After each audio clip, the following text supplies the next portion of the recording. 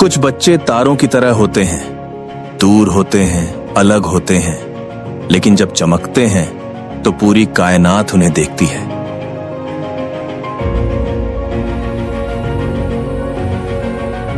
दुनिया उन्हें कमजोर कहती है क्योंकि वो दुनिया की रफ्तार से नहीं भागते, मगर कोई नहीं पूछता वो किस दिशा में उड़ना चाहते हैं।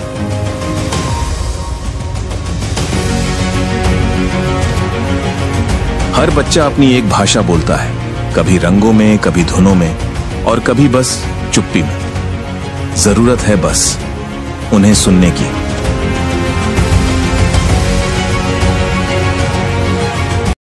नहीं हूं मैं, बस एक खिड़की खोलने आया हूं जहां से वो बच्चा अपने आप को देख सके।